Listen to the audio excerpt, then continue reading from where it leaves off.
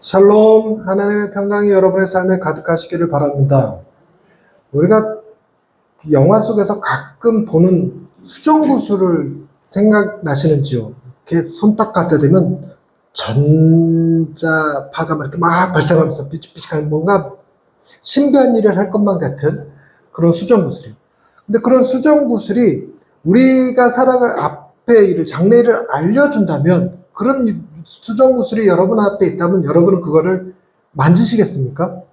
그걸 통해서 여러분의 미래를 알고 싶습니까? 제가 이 질문을 최근에 여러 사람들에게 해봤습니다. 어떤 만진다 안 만진다 둘 중에 하나겠죠. 안 만진다고 한 사람들은 그런 거였습니다. 미래를 알려고 하지 않겠다. 어떤 사람은 대답이 이랬습니다. 어차피 잘 살고 있을 건데 괜히 들여다봤다가 오늘을 게으르게 살아가지 않을까. 어차피 잘 사는구나. 그리고 대충 살지 않을까. 이런 생각도 한답니다. 그래서 미래를 안 보겠대요. 그리고 어떤 분은 이유는 없어요. 그냥 보기 싫어. 안 볼래. 살짝 무서웠는지도 모르겠습니다. 근데 본다고 했던 분은 비슷한 대답이었습니다. 신기하잖아. 그런 게 있다는 게. 미래가 궁금하다기보다 그런 구슬이 있다는 신기하잖아요. 진짜 한번 보고 싶지 않을까? 이런 거였습니다. 그래서 우리 신학적으로는 미래를 아는 것이 우리에게 금지되어 있습니다. 하나님은 결코 우리가 장래일을 알기를 원하지 않으셨어요. 우리가 장래일을 알 수만 있다? 그러면 여러 가지로 많은 도움이 될 겁니다. 1년 앞을 내다볼 수 있는 사람, 혹은 한 달 앞을 내다볼 수 있는 사람, 그건 엄청난 힘을 가진 거예요. 그것만으로 세상을 움직일 수 있을 것입니다. 세상을. 비록 한 달만 앞을 내다봐도 세상을 움직일 수 있을 겁니다. 뿐만 아니라 하루를 내다보는 사람들, 엄청난 힘이죠? 여러분, 3분을 내다볼 수 있으면 주식으로 부자 될 수 있답니다. 3분을 내다볼 수 있으면. 3분. 그리고 10초를 내다볼 수 있으면 교통사고를 피할 수 있답니다. 10초를 내다볼 수 있으면. 그리고 1초를 내다볼 수 있으면 고스톱에서 안 진답니다. 근데 우리는 그 1초도 내다볼 힘이 없어서 고스톱을 하면 잃고, 주식을 하면 잃고, 기껏 준비해놨더니 제대로 써먹지도 못하고 이런 일들이 벌어집니다. 장래일이 우리한테 아는 것이 허락되어 있지 않아요? 그런데 성경을 읽다 보면 장래일 중에 특정 부분은 알게 하신 것 같아요. 특정 부분. 그것이 무엇이냐면 우리가 죽은 이후의 삶이 어떻게 될 것인가, 이것에 대해서는 분명하게 성경이 말씀해 주고 있습니다. 오늘 본문에도 그거를 말씀해 주시는 단어가 등장해요. 두 글자 단어입니다. 뭘까요? 죽은 이후의 삶에 대해서 얘기해 주는 두 글자 단어. 영생입니다. 영생. 영생이 우리에게 주어져 있다는 것입니다. 영생은 영원히 사는 것을 의미하는 것이긴 합니다. 영원히 사는 것을 의미하지만 여러분, 영원히 산다는 것이 반드시 좋은 것만은 아니라는 거 느끼시죠? 영원히 살 때 어떤 모습으로 사느냐가 굉장히 중요할 겁니다. 영원히 살 때 고통 가운데서 살면 그것이 행복하겠습니까? 한때 우리나라를 휩쓸었던 유명한 드라마 도깨비라고 하는 드라마가 있었어요. 저도 그걸 굉장히 재밌게 봤었는데 거기에 나오는 도깨비는 영생을 살고 있어요. 안 죽습니다. 굉장히 오래 삽니다. 그러나 그 도깨비를 보면서 부럽다고 생각하는 사람이 어디 있겠어요. 그 안에 너무 큰 슬픔을, 상처를 끝까지 안고 살아가잖아요. 진짜 도깨비 신부가 나타나고 가슴에 박혀있는 칼을 뽑아줄 때까지 그 고통 가운데 살아가는 거 아닙니까? 그런데 그런 식으로 영원히 산다 그러면 그게 무슨 의미가 있겠습니까? 그리고 또한 우리가 영원히 살아가는데 우리 지위와 신분이 어떤 상태로 영원히 살기를 원하십니까? 여러분, 우리가 어떤 사람이 되면 영원히 사는 것이 행복할까요? 그 호모사피엔스라는 책을 썼던 유발 하랄이라고 하는 그 작가가 있습니다. 위대한이란 말을 갖다 붙이기 싫은데 되게 유명한 작가가 있습니다. 그 유명한 작가가 호모사피엔스에서 그 이후에 호모데우스라는 책을 썼어요. 데우스라는 책. 인간은 신을 향해 나아간다는 내용입니다. 그게 인간의 기술, 과학기술이 발전하다 보면 특정 순간이 되면 인간은 영생할 수 있답니다. 안 죽을 수 있다는 거예요. 안 죽을 수 있다는 거. 그래서 그 주장이 뭐냐면, 여러분, 사람이 죽는다는 건 무엇을 의미할까요? 그것은 병들었음을 의미합니다. 사람이 죽는다는 건 다쳤다는 걸 의미하고, 죽는다는 건 병들었다는 걸 의미하죠. 암에 걸려서 죽는 거예요. 그리고 뭐죠? 심장이 멎어서 죽는 거죠. 뇌가 멈춰서 죽는 겁니다. 근데 암을 걸리지 않게 해준다면, 혹은 심장을 멈추지 않게 계속 뛸 수 있게 해준다면, 뇌가 계속 활동적으로 살아갈 수 있도록 해준다면, 즉 질병을, 세상에 존재하는 모든 질병을 싹 과학의 힘으로 점령해 버린다면, 그러면 사람은 어떻게 될까요? 영생하는 거죠. 최근에 그 유튜브 보다, 넷플릭스 보다가 그 킹스맨 1을 또 보게 됐거든요. 킹스맨 1 기억하시는 분들 계실지 모르겠는데, 킹스맨 1에 강력한 빌런이 나오는데 여자예요. 엄청 잘 싸웁니다. 그 악당의 보디가드입니다. 악당의 보디가드인데 걔는 총알도 다 피해. 그냥 몇 명이 있든지 간에 그냥 다 물칩니다. 근데 그 영화 혹시 기억나시는지 모르겠는데, 그 여자 빌런의 무기가 뭐였는지 혹시 기억하시는 분 계시나요? 영화를? 두 발이 없어요. 두 발에 의족을 끼고 있는데 그 의족이 칼이야. 그래갖고 그 발놀림으로 막 사람들 다 스쳐만 가도 그냥 사람이 반으로 쪼개지고 팔 잘라지고 뭐 이런 잔인한 장면들이 나오긴 하는데, 사람이 발을 잃으면 의족을 껴서 그 전보다 더 능력을 업그레이드 시켜서 살아가요. 실제로 요즘 다리를 잃은 그 선수들이 의족 끼고 육상을 하는 거 보셨나요? 두 다리가 멀쩡했을 때부터 더 빨리 뛰어요. 스프린터라고 해서 뭐 달리는 의족인데 더 빨리 뜁니다. 이는 어떨까요? 여러분들 이 중에 지금 임플란트 하고 계신 분 계시지 않습니까? 저도 임플란트 4개 하고 있는데, 이 임플란트가 기존 이빨보다 훨씬 튼튼해요. 안 썩어. 그러니까 썩은 거 뽑아내고 안 썩는 거 심고 살아가는 겁니다. 심장이 안 뛰면 심장 박동기를 신고 살아요. 저 동료 목사님 신고 계십니다. 그래서 거기서 충격을 딱 줘서 제세 동기처럼 심장을 계속 뛰게 해주는, 그걸 받고 살아요. 옛날 같으면 죽었을 텐데 그거 받고 살아갑니다. 우황청심원만 해도 사람이 경기하고 죽을 뻔한 사람을 우황청심원 먹여서 그냥 살리잖아요. 예전에는 맹장 아파도 죽었어요. 근데 맹장 뚝 떼고 살아요, 그냥. 그런데 그런 죽음들이, 그러니까 죽음이란다, 그런 질병들이 다양하게 극복되어지면, 늙으면 뭐 영화상의 상상이겠지만 피를 싹 젊은이의 피로 갈아 끼고 젊은이의 장기로 갈아 끼고 이러고 살아요, 계속. 그거보다 더 심한 경우, 어차피 인간의 뇌는 그것이 자기의 정체성을 가져오니까 뇌를 다운로드 해놨다가 이 배양한 인간의 몸으로 다시 뇌의 정보를 입력시켜서 계속 살아요. 계속. 그것이 그 호모데우스에서 말하는 인간의 미래 같은 모습이었습니다. 근데 여러분, 그렇게 해서 살아가는 사람들은 주로 부자일까요? 가난한 사람들일까요? 부자들이죠, 부자들.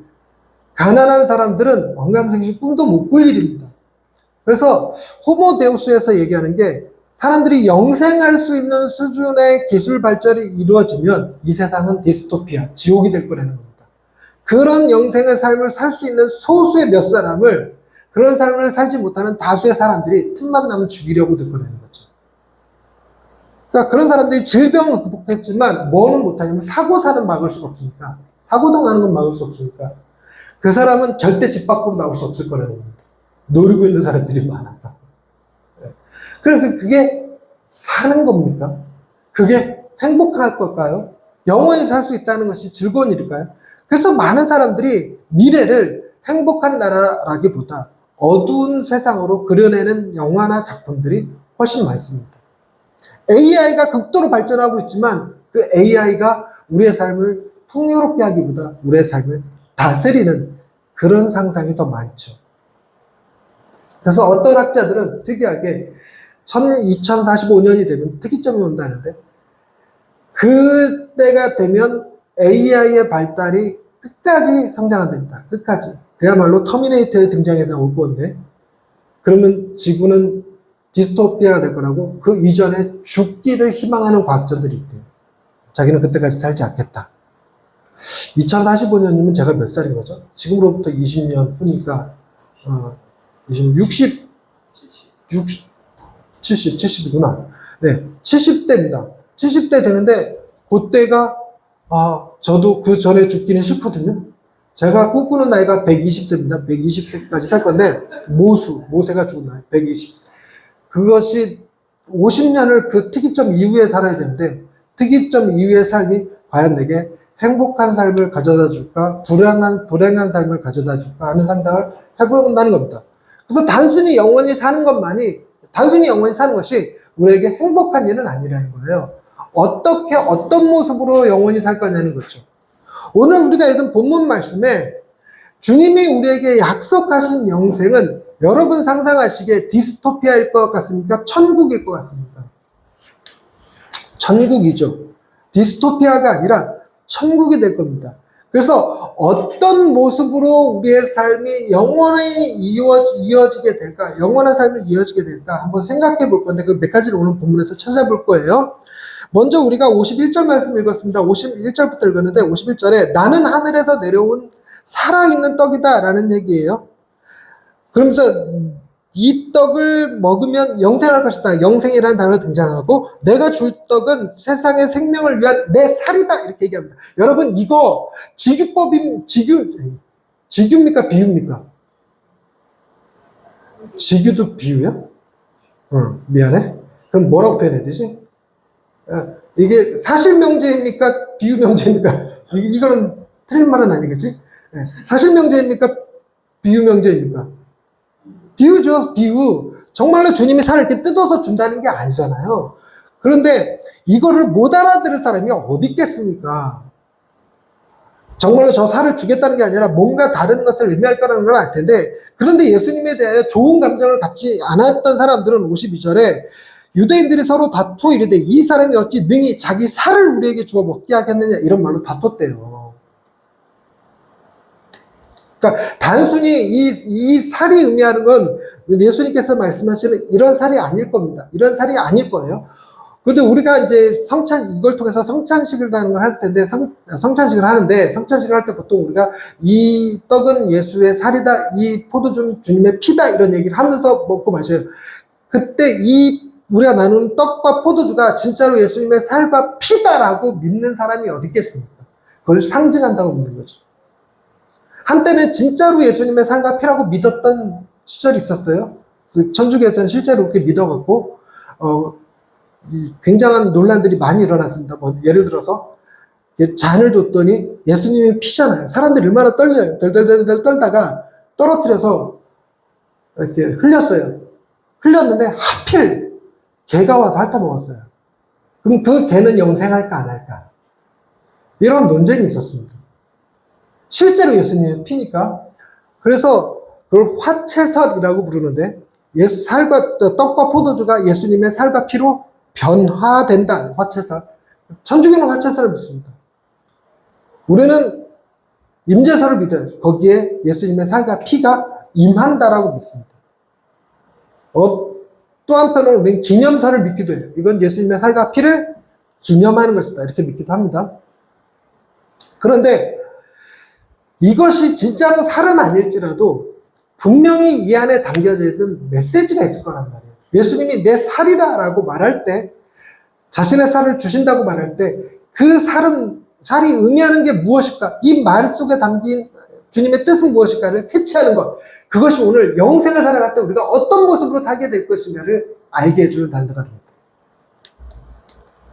왜냐하면 53절 말씀에 예수께서 이르시되 내가 진실로 진실로 너희에게 이르노니 인자의 살을 먹지 아니하고 인자의 피를 마시지 아니하면 너희 속에 생명이 없다라고 말씀하셨기 때문에 그래요. 우리가 생명이 있다라고 말하려면 그 말뜻 예수님의 살과 피를 먹고 마신다는 것이 진짜로 무엇을 의미하는지를 알아야 한다는 거죠.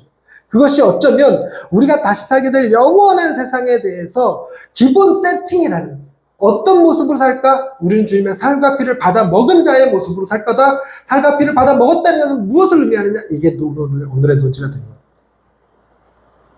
54절 말씀 보시면 내 살을 먹고 내 피를 마시는 자는 영생을 가졌고 마지막 날에 내가 그를 다시 살리리라. 여러분, 영생을 가졌는데 이 말을 읽을 때 웃기지 않습니까? 영생을 가졌는데 영생을 가진 자를 마지막 날에 왜 다시 살려? 다시 살린다는 영생을 가진 자도 뭐 하고 있더라? 죽었다는 거예요. 죽은 자를 다시 살린다는 거예요. 죽은 자를 다시 살린다는 거예요. 예수님의 살과 피가 상징하는 것이 무엇인지 모르지만 그것을 가지고 있는 자가 영생을 갖게 되고 그것을 가지고 있는 자가 다시 살아나는 일, 부활을 경험하게 될 거라는 겁니다. 그런데 여러분, 부활은요, 지금의 몸과는 다른 형태가 될 거라는 것이 신학적인 생각입니다. 눈, 코, 입이 뭐 숫자가 많아진다 그런 건 아니에요. 그런 건 되게 웃긴 건, 여러분, 과학자들이 인간은 진화를 했다잖아요. 진화. 그래서 지금도 계속 진화를 하고 있을 거라는 겁니다. 그래서 계속 진화를 하는데, 더 나은 모습으로 진화를 하지 않겠습니까? 이렇게 네 발로 기다가 두 발로 걷다가, 이렇게 두 손을 자유롭게 쓰다가, 뭐, 이렇게 머리를 사용할 줄 알았다가, 뭐, 불을 사용할 줄 알았다가, 이렇게 진화를 계속 하다가, 앞으로 우리가 진화된 모습을 그려내라 그랬더니, 팔이 네 개가 나오고, 눈이 앞뒤로 달려있고, 그런 진화를 상상하고 있는 그림들이 있더라고요. 그럼 그게 진화입니까? 아니면 태보입니까? 근데 예수님께서 다시 살리시는 몸은 우리의 몸과 다르다고 했을 때 그것은 우리 또 눈이 네 개 앞뒤로 달려있고 뭐 팔이 네 개 이렇게 달려있고 그런 개념이 아니라 지금 우리가 가지고 있는 몸의 문제점들이 모두 다 극복된 상태의 몸일 거라고 상상하는 것이 기본적인 신학의 패턴입니다. 우리는 우리의 몸이 연약하기 때문에 사람이 죄를 지어요. 배고프니까 그 문제로 인해서 빵을 훔치게 되고, 피곤하니까 할 일도 채 못하고 잠자게 되고, 우리가 몸이 이렇게 다운되니까 다른 사람들을 시기하고 질투하고, 분노하니까 다투는 거거든요. 이런 문제들이 해결된 몸으로서의 부활. 뿐만 아니라 그 부활에, 우리가 부활할 때 그 부활의 근거가 되는 것은 우리가 선한 일을 행했느냐 안 했느냐가 아닙니다. 우리가 어떻게 살았느냐가 부활의 근거가 아니라, 이건 대답해 줄 수 있었으면 좋겠는데, 우리가 부활하는 것은 우리 안에 뭐가 있기 때문에 부활하는 걸까요? 오늘 표현의 직접적인 표현으로다가 살과 피가 있기 때문에. 누구의 살과 피가 있기 때문에? 주님의 살과 피가 있기 때문에. 그러니까 부활의 몸에 대해서 상상할 때 지금 우리가 가지고 있는 형태가 아니라 예수님이 가지고 계셨던 형태의 부활이라는 겁니다. 예수님이 가지고 계셨던 형태의 부활. 그것이 이런 신체적인 능력을 표현하는 것일까? 아니면 도덕성 혹은 성품 이런 걸 말하는 것일까? 둘 다일 가능성이 커요. 둘 다일 가능성. 어쩌면 우리도 병든 자 고치고 죽은 자 살리고 하는 능력이 생길지도 모르겠어요. 그러나 그거보다도 우리가 뭐 할 수 있는 자가 되냐면 온유한 자가 될 수 있고 사랑하는 자가 될 수 있다는 것입니다. 어느 정도로 사랑할 수 있느냐? 예수님께서 당신의 살과 피를 주신다라고 말할 때 그것이 가장 직접적으로 가리키는 표현이 무엇이냐? 우리가 성찬식을 하게 될 것이다라는 개념이 아니죠. 우리가 성찬식을 하는 건 뭘 기억하기 위함입니까? 우리가 성찬식을 하는, 주님의 죽으심을 기억하는 거잖아요. 주님의 죽으심을 직접적으로 상징하는 표현이라는 게 일본 1차적인 겁니다. 그러니까 예수님이 십자가에 달려서 우리를 위하여 죽어주신 그 사건을 의미하는 것이 주님이 살과 피를 내게 주신다는 거였어요. 그러니까 살과 피를 준다는 건 내가 너에게 나의 생명을 준다. 내가 너에게 나의 생명을 줄 만큼 내가 너를 사랑한다. 즉 주님이 우리를 사랑하시고 그 사랑이 우리에게 부활로 이끌 것이고 그 사랑이 부활한 우리가 영원한 삶을 살아갈 때 갖게 되는 기본 세팅이 될 거라는 겁니다.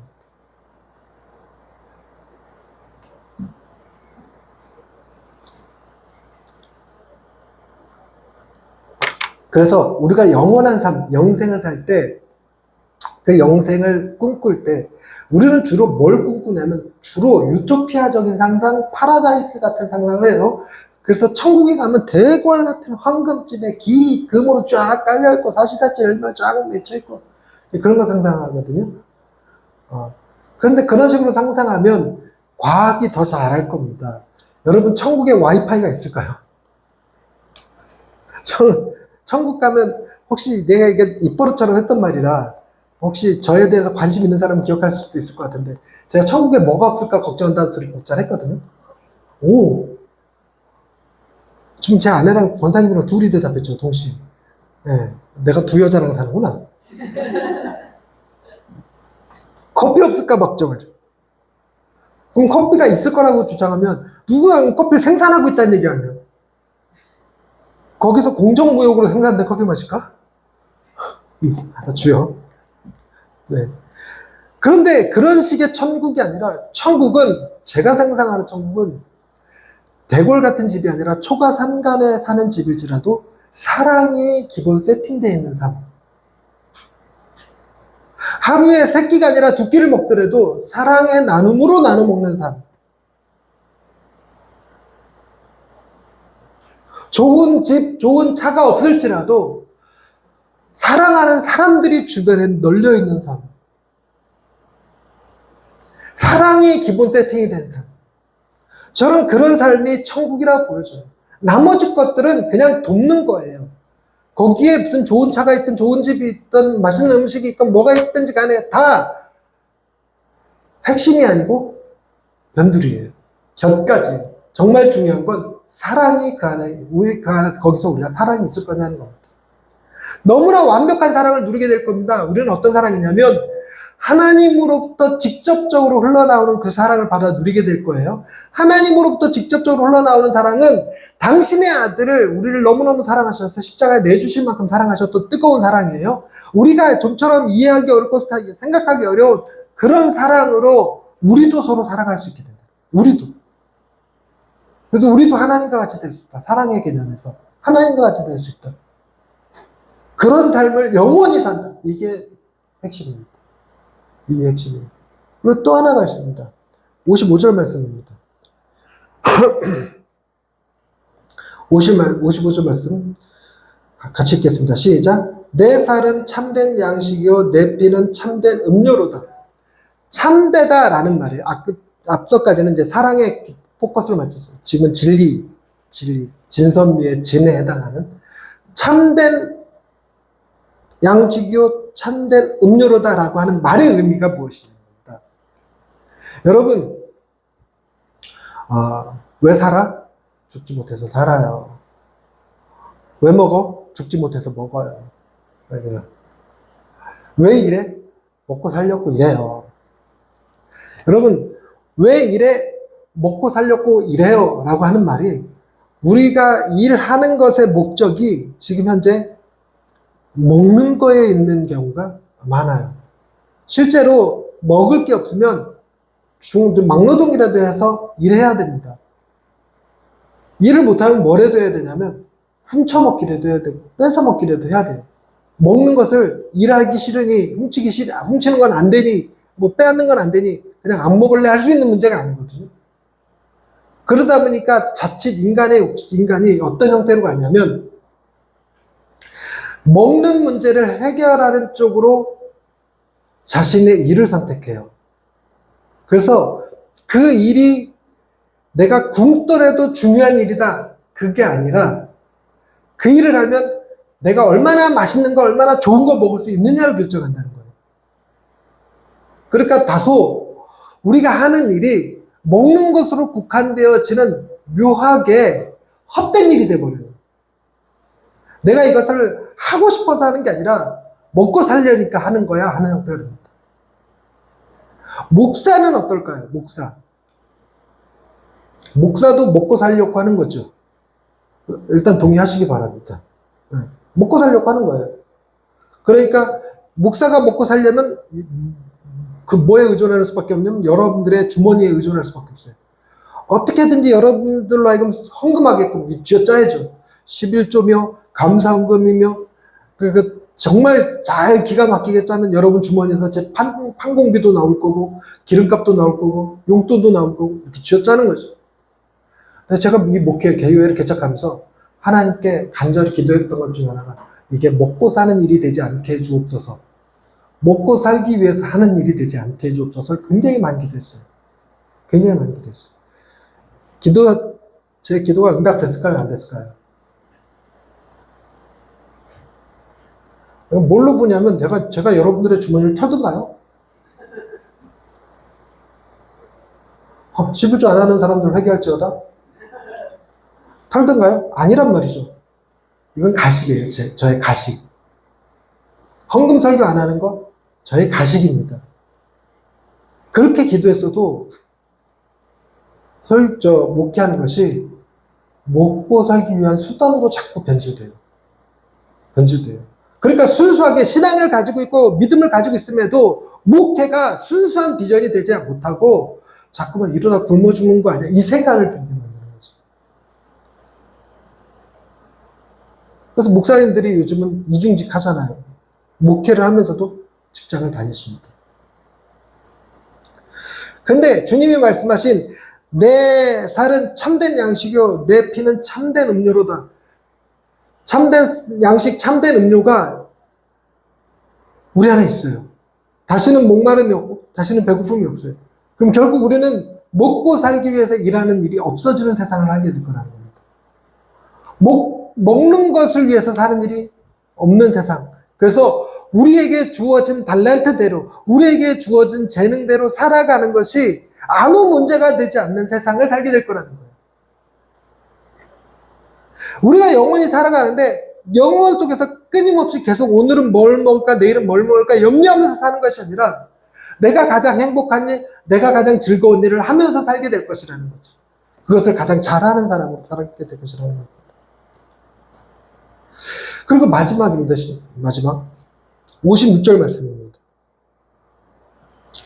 56절 내 살을 먹고 내 피를 마시는 자는 내 안에 거하고 나도 그의 안에 거하나니 살아계신 아버지께서 나를 보내시며 내가 아버지로 말미암아 사는 것 같이 나를 먹는 그 사람도 나로 말미암아 살리라. 여러분 이게 이제 제일 키포인트입니다. 이 키포인트를 얘기하기 전에 잠깐 복습하십시다. 우리가 영원히 살아가는데 기본적으로 뭐가 베이스가 된 삶이라고요? 사랑. 그리고 두 번째를 딱히 정의 내리지 않았던 것 같아요. 먹고 사는 문제로 고통당하는 삶이 아니에요. 그래서 진정한 만족이 있는 삶이라고 표현해 볼게요. 진정한 만족이 있는 삶. 첫째, 뭐가 바탕이 된 삶? 사랑이 있는 사람 바탕이 된 삶. 두 번째, 진정한 만족이 있는 삶. 그럴 때 세 번째, 이거 얘기하려고 해요. 우리의 지위와 신분은 어떨까? 여러분이 상상할 수 있는 최고의 높은 사람은 누구입니까? 최고의 높은 사람. 제가 상상하는 최고의 높은 사람은 UN 사무총장쯤 돼요. UN 사무총장이 왠지 저는 느낌에 미국의 대통령보다 더 큰 것 같이 느껴지기도 합니다. 근데 어쩔 때는 미국 대통령이 UN 사무총장보다 높은 사람처럼 느껴질 때도 있긴 해요. UN 사무총장이 미국 대통령 눈치 볼 때, 그럴 때.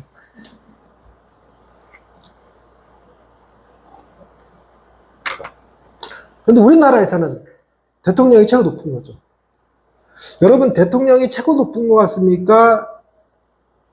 삼성 오너가 최고 높은 것 같습니까? 삼성 오너. 그 정도 생각하겠죠, 그 정도. 우리가 상상할 수 있는 가장 좋은 옷은 솔로몬이 모든 영광을 입은 옷 정도가 될 겁니다. 우리가 상상할 수 있는 최고 좋은 옷은. 그러나 하나님이 우리에게 주실 수 있는 가장 싸구려는 뭘까요? 백합화. 기본 단계가 돼요. 인간이 가장 좋은 것을 입으면 솔로몬의 모든 영광을 입은 옷. 하나님이 우리에게 입혀주시는 가장 싸구려는 백합화. 어떤 게 더 귀한 걸까요? 백합화라는 거예요. 하나님은 우리가 상상할 수 있는 것 그 이상의 것을 주십니다. 근데 우리의 신분이 하나님이 나의 아버지 정도가 우리가 상상할 수 있는 최고의 신분이겠죠. 아니면 우리는 하나님의 종, 하나님의 백성 이런 개념, 아니면 하나님의 피조물 이런 개념 정도가 될 텐데, 그러나 오늘 본문 말씀에서 주시는 말씀은 무엇이냐면 주님의 살과 피를 먹는 자는 주님과 같아져요. 그 주님과 같아지는 말의 표현이 내 안에 거하고 나도 그의 안에 거한다. 주님이 내 안에 있고 내가 주님 안에 있으면 주님과 나는 구분 지을 수 없잖아요. 누가 주님이시고 누가 나인지 구분 짓기가 쉽지 않아요. 어디까지가 예수님이고 어디까지가 전재훈이야? 이게 안 된다는 겁니다. 이게 그 표현이에요. 주님이 내 안에, 내가 주님 안에 거한다. 그래서 단순히 예수님이 그 정도로 끝난 게 아니라 주님은 또 누구랑 같이 계시는데? 하나님, 그 다음 말씀에 50절 살아계신 아버지께서 나를 보내시면 내가 아버지로 말미암아 사는 것 같이 아버지로 말미암아 살아가시는 예수님이 곧 하나님이세요. 그래서 우리는 그분을 삼위일체라고 부릅니다. 놀랍게도 영원의 삶을 살아가는 우리는 사랑과 만족이 충만하지만 동시에 뭐한 상태로 살아가냐면 하나님과 같은 사람으로. 하나님과 예수님이 나누시는 깊은 만족을, 그 관계를 우리도 동일하게 똑같이 누리고 살아요. 하나님이 우리를 바라보실 때 재훈이 이렇게 바라보는 것이 아니라 예수 그리스도 안에 있는 재훈이 이렇게 본다는 거예요. 그러니 인간이 상상할 수 있는 최고의 수준보다 더 대단한, 곧 우리는 창조주 하나님과 같이 되어서 살아갈 거라는 겁니다. 이게 뭐 본질적으로 그렇게 될 거라고 상상하기는 조금 쉽진 않아요. 그러나 이것이 우리가 누리게 될 혜택 같은 거라는 상상을 하기가 쉬워요. 어느 정도냐? 모든 천군 천사들이 하나님을 경배하듯 나를 경배하게 될 거라는 겁니다. 모든 피로가 하나님에게서부터 흘러나오듯 내게서도 흘러나올 것이며, 하나님께서 우주를 통치하시듯 내가 우주를 통치할 것이고, 하나님께서 우리를 사랑하시듯 우리도 서로 사랑하게 될 것이라는 겁니다. 이게 영원한 삶이에요. 이건 생각만으로, 상상만으로 너무너무 벅찬 세상입니다. 감격스러운 세상입니다. 우리가 그거 외에는 앞날을 아는 것이 허락되지 않았습니다. 어떤 과정을 거쳐서 그 나라에 가게 될지, 어떤 과정을 거쳐서 그런 상태에 도달하게 될지 각각의 길은 다 다를 것입니다. 그러나 분명한 건 우리는 우리의 수고와 노력으로 쟁취하는 것이 아니라, 우리의 수고와 노력으로 쟁취하는 것이 아니라 그분이 주시는 살과 피로써 그 모든 것을 받아 누리게 된다는 놀라운 사실이죠. 우리를 위하여 주님이 예비하신 미래입니다. 정말 지혜로운 신앙의 사람들은 그 미래를 바라보는 사람이에요. 그 미래를 바라보며 누리는 감격이 오늘의 슬픔, 오늘의 아픔, 오늘의 결핍쯤은 아무것도 아니라고 생각할 수 있게 만드는 사람이죠. 그거보다 한 단계 더 나은 사람은 어떤 사람이냐면, 그 놀라운 미래를 바라보면서 오늘 내 삶이 그 미래와 맞춰져 있어서 그 미래를 가서 경험하는 것이 아니라 이곳에서 만들어갈 수 있는 사람. 그래서 이곳에서부터 그 사랑을 나누고 그 만족을 경험하며 그렇게 자신을 존귀히 여기고 다른 사람들을 높일 줄 아는 삶의 모습으로 살아가는 것, 그것이 지혜로운 신앙인일 것입니다. 우리는 그런 수준의 신앙인까지는 되지 못하고 살아가요. 그런 수준의 신앙인까지는. 그러나 여러분, 너무너무 슬프고 좌절스러울 때, 아무런 희망이 없을 때, 사람들은 솟아날 구멍 찾을 때, 그럴 때 우리는 사람들이 이해할 수 없는 기쁨을 소유하고 있다는 사실을 깨닫게 될 수 있길 바랍니다. 우리가 그 미래를 항상 바라보고 그 미래를 현재 살아가는 위대한 신앙인들은 아닐지 몰라도, 우리가 아무리 좌절하고 어려울 때라도 나를 다시 살게 하는 힘은 우리 안에 있다라는 사실을 기억해낼 수 있는 사람들이 되실 수 있기를 바랍니다. 그렇게 주님은 당신의 살과 피를 주어 이 세상을 담대히 살아가게 해 주셨습니다. 기도하십시다. 하나님, 우리에게 허락된 단 한 가지 영원한 삶에 대한 이야기를 나눴습니다. 그 삶은 사랑이 가득하고 만족하고 하나님과 깊은 교제 가운데 살아가는 삶임을 확인했습니다. 우리가 이 놀라운 영생을 늘 마음에 품고 그 나라를 바라보며 이 땅의 그 나라를 실천하며 살아갈 수 있는 사람들이 되기를 원합니다. 그렇지 못한다 할지라도 우리가 힘들고 좌절스러워 넘어질 때 우리에게는 우리를 견디게 하는 그 힘, 우리를 살게 하는 그 힘이 주님이 내게 주신 살과 피에 있음을 기억나게 해 주옵소서. 예수님의 이름으로 기도드립니다. 아멘.